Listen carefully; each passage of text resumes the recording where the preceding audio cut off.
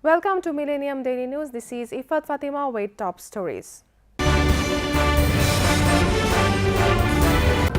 Trump lawyers talked with special counsel team.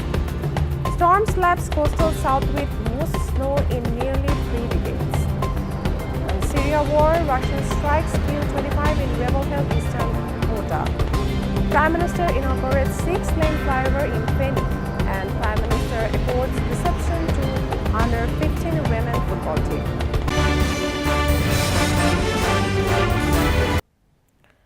Those were the headlines, now the detail. President Donald Trump's legal team held talks with the members of Special Counsel Robert Mueller's team a few days before Christmas, a source briefed on the matter told CNN. In the discussion, Trump's lawyers were hoping to get a better sense of the next steps in the Mueller inquiry and how much longer the cloud of this investigation will hang over the president. The precise details of what was discussed couldn't be learned, but the president's lawyers have not dampened their optimism that Mueller's Russia investigation will come to an end soon and there is no danger to the president. The Trump lawyers are no longer putting dates on when they expect the investigation to end after previously predicting an end by Thanksgiving, then Christmas or the end of the year.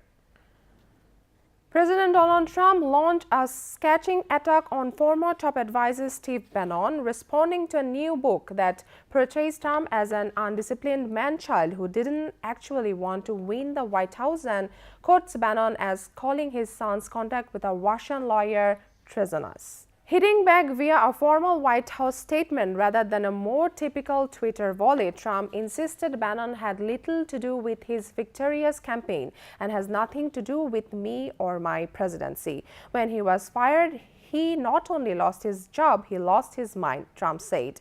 Later, Trump attorney Charles Harder threatened legal action against Bannon over disparaging statements and in some cases outright defamatory statements. A brutal winter storm smacked the coastal southeast with a rare blast of snow and ice, hitting parts of Florida, Georgia, and South Carolina with their heaviest snowfall in nearly 3 decades. Forecasters warned that the same system could soon strengthen into a bomb cyclone as it rolls up the east coast, bringing hurricane-force winds, coastal flooding, and up to a foot of snow. At least 17 deaths were blamed on dangerously cold temperatures that for days have gripped wide swaths of the U.S. from Texas to New England. A winter storm warning extended from the Gulf Coast of Florida's Big Bend region all the way up the Atlantic coast. Forecasters said hurricane-force winds blowing offshore could generate 24-foot seas. 25 civilians are reported to have been killed in airstrikes on 2 towns in the rebel-held eastern Ghouta area outside Syria's capital, Damascus. The Syria Civil Defense said one of its rescue workers was among 18 people who died when what witnesses identified as Russian jets bombed Misraba. Another 6 people died in suspected Russian strikes on Arbil, it added. Some 400,000 people in the area have been under siege by Russian-backed Syrian government forces since 2013. Last week, the government permitted Red Cross teams to evacuate 29 critically ill patients from the eastern Ghouta as part of a deal that saw rebels release the same number of prisoners. Welcome back to Millennium Daily News, now news on Bangladesh topic. Prime Minister Sheikh Hasina inaugurated the Mohipal flyover project in Feni district, which has been completed by 34 Engineering Construction Brigade of Bangladesh Army and Road and Highways Division. About 660-meter long Mohipal flyover constructed at Mohipal of Feni connected Dhaka-Chirang and Feni-Lakshmipur national highways. The project, at a cost of Taka 181.48 crore, has been completed 6 months ahead of the schedule. Inaugurating the flyover, the Prime Minister said the Mohipal section was a sorrow for the travelers, particularly for the inter-district passengers on this route. The flyover has been constructed considering their sufferings, she added. Sheikh Hasina said the government has taken initiatives to keep the highways across the country dedicated for inter-district buses and introduce separate subways for local commuters. The newly sworn-in Civil Aviation and Tourism Minister A.K.M. Shahjahan Kamal vowed to make the Biman a profitable organization, saying that it is not a difficult task. It is not a difficult task to transform the Biman into a profitable organization. I will try to make it possible at any cost, Kamal said at a meeting with employees and staff of the ministry after taking charge as the new Civil Aviation and Tourism Minister. Earlier, immediate past minister of the ministry and now Social Welfare Minister Rashid Khan Menon handed over the charge to AKM Shahjahan Kamal at the ministry's meeting room in the morning. Seeking cooperation from all employees in running the ministry, Kamal said, I may not get much time, but if employees of the ministry help me, I will be able to perform my duties appropriately. A Dhaka court fixed January 10-11 for next hearing in the Zia Orphanage Trust graft case against BNP chairperson Khaleda Zia. Judge Muhammad Akhtaruzzaman of the makeshift court at Alia Madrasa premises in Bakshi Bazar fixed the date after hearing for the 7-day, reports the UNB. While placing the defense argument, Khaleda Zia's defense lawyer, advocate A.J. Muhammad Ali, claimed that the documents of the case were prepared with fabricated information. The investigation could not prove that where the fund money was distributed, said the lawyer. Even no witness could show that Khaleda Zia had signed any paper, said A.J. Muhammad Ali. On July 3, 2008, the Anti-Corruption Commission filed the Zia Orphanage Trust graft case with Ramna Police Station, accusing Khaleda Zia, her eldest son Tariq Rahman and 4 others for misappropriating over Taka 21 million that came as grants from a foreign bank of orphans. A writ petition was filed seeking a High Court order for making mandatory the observance of 8 national days, including Independence Day and Martyrs' Intellectuals' Day, for all political parties and citizens. In the petition, the High Court directives were also sought for cancellation of the registration of political parties who will not observe the national days. 2 lawyers, Muhammad Shahidul Islam, who filed the writ, also sought the High Court directives postponing the next general election until the writ petition is disposed of. In the writ petition, Muhammad Muzammal Haq said he had sought a High Court directive to make mandatory the observance of 8 national days, including March 26 as Independence Day, December 14 as Martyrs' Intellectual Day, January 10 as Bangabandhu's Homecoming Day, August 15 as National Mourning Day, November 3 as Jail Killing Day for all political parties and citizens. Bangladesh Nationalist Party chairperson Khaleda Zia called the January 5 election a disgraceful voterless poll. The BNP chief in a tweet post said, "Not ballot, but bullet is the source of Hasina's power. January 5's disgraceful voterless poll is a cruel joke at our historic struggles for voting rights and backstabbing our democratic progress.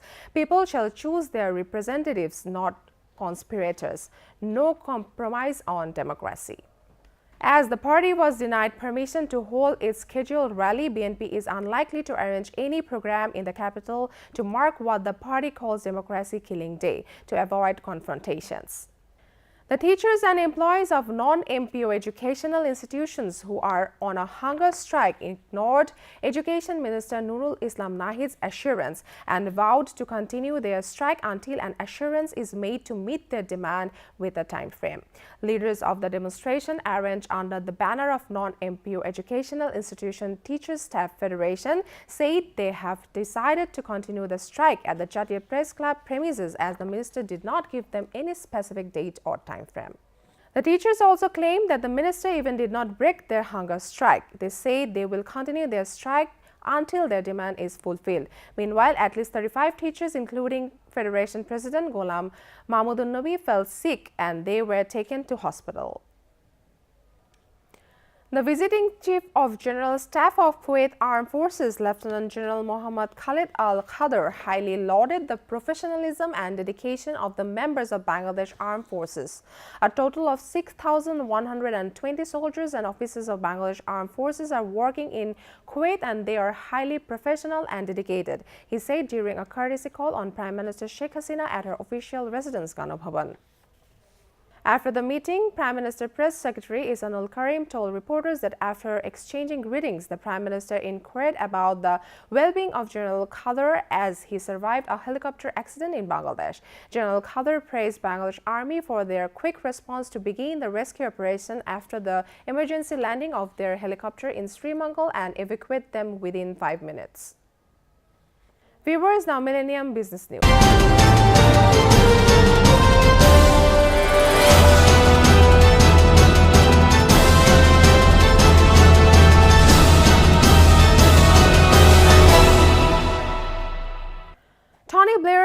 warned Jeremy Corbyn that Brexit will make it harder for Labour to deliver its promises if it wins power. The former Prime Minister said Mr. Corbyn would be in exactly the same position as the Tories, distracted by Brexit and short of money. Mr. Blair also told the BBC's John Pinner he would oppose any likely outcome to the Brexit talks. Labour has backed Brexit and ruled out a second referendum if it wins power. One member of Labour's shadow cabinet told the BBC Mr. Blair's intervention was utterly unhelpful. Lots of Labour voters voted for Brexit and this to them sounds like the metropolitan elite ignoring them, he said. Technical firms are working to fix two major bugs in computer chips that could allow hackers to steal sensitive data. Google researchers said one of the serious security flaws, dubbed Spectre, was found in chips made by Intel, AMD, and ARM. The other, known as meltdown effects, Intel made chips alone. The industry has been aware of the problem for months and hoped to solve it before details were made public. The UK's National Cybersecurity Center said there was no evidence that the vulnerability had been exploited. According to the researchers who found the bugs, chips dating as far back as 1995 have been affected. The number of Americans filing for unemployment benefits rose for a third straight week last week, but that likely does not suggest a material shift in labor market conditions as data for several states, including California, were estimated. Initial claims for state unemployment benefits increased 3,000 to a seasonally adjusted 500,000 for the week ended December 30, the Labor Department said on Thursday. Economists polled by Reuters had forecast claims falling to 240,000 in the latest week. Claims tend to be volatile around holidays. Market bulls resumed their charge as strong data from the world's biggest economy sent stock index records tumbling and oil prices to their highest since mid-2015.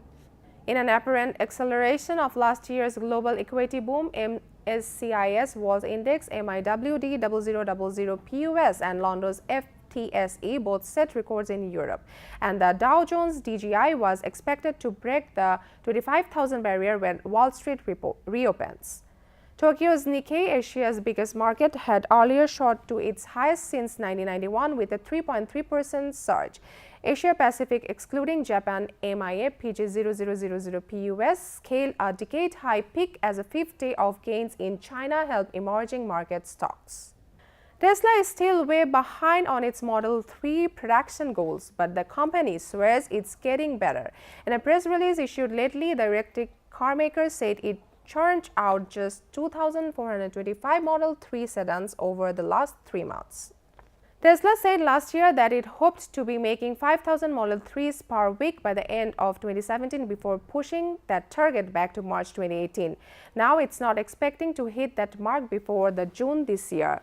Still, the company promised it made major progress addressing Model 3 production bottlenecks, with our production rate increasingly significantly towards the end of the quarter. Wall Street's major indexes opened at record levels, with the Dow Jones Index only a couple of points away from breaching 25,000 mark for the first time as strong U.S. private hiring data added to the bullish sentiment. The Dow Jones Industrial Average DJI rose 65.08 points or 0.26% to 24,987.76. The S&P 500 SPX gained 6.72 points or 0.247691% to 2,019.78. Viewers, now Millennium Environment, Science and Technology News.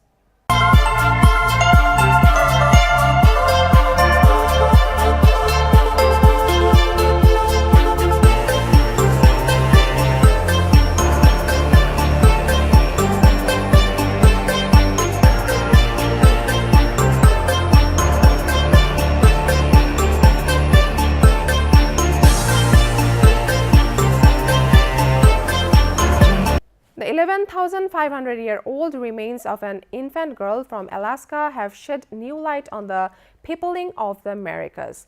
Genetic analysis of the child, allied to other data, indicates she belonged to a previously unknown ancient group. Scientists say what they have learned from her DNA strongly supports the idea that a single wave of migrants moved into the continent from Siberia just over 20,000 years ago. Lower sea levels back then would have created dry land in the Bering Strait. It would have submerged again only as northern ice sheets melted and retreated. The pioneering shelters became the ancestors of all today's Native Americans, say Professor S.K. Willerslev and colleagues. His team has published its genetics assessment in the journal Nature. Scientists in Rome have unveiled the first bionic hand with a sense of touch that can be worn outside a laboratory. The recipient, Almarina Mascarello, who lost her left hand in an accident nearly a quarter of a century ago, said it's almost like it's back again.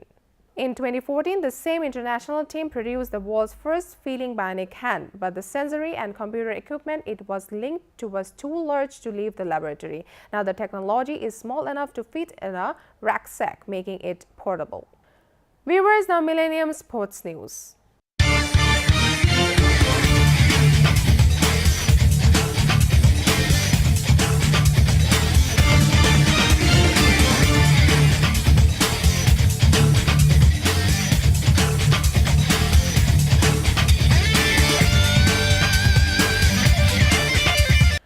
Prime Minister Sheikh Hasina accorded a reception to the players of the national under-15 women football team at her official residence, Ganabhavan, for their victory in the South Asian Football Under-15 Women Football Championship.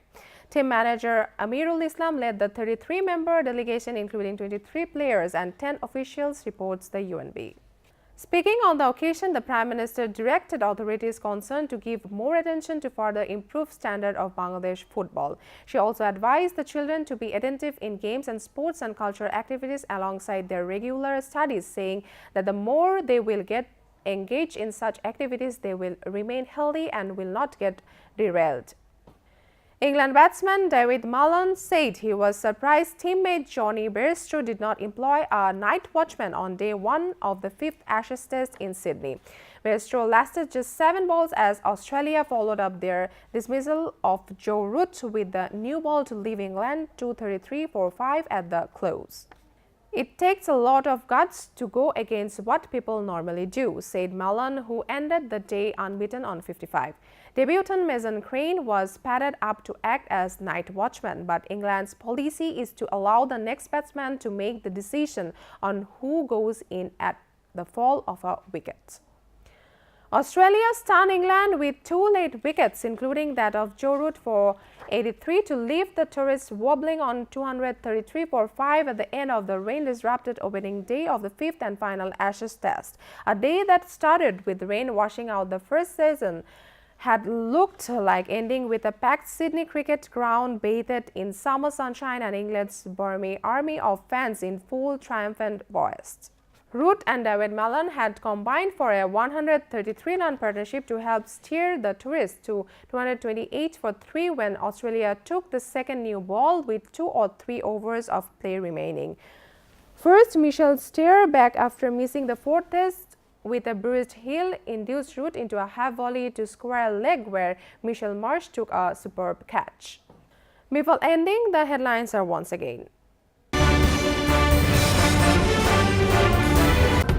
Trump lawyers talked with special counsel team. Storm slaps coastal south with most snow in nearly 3 decades.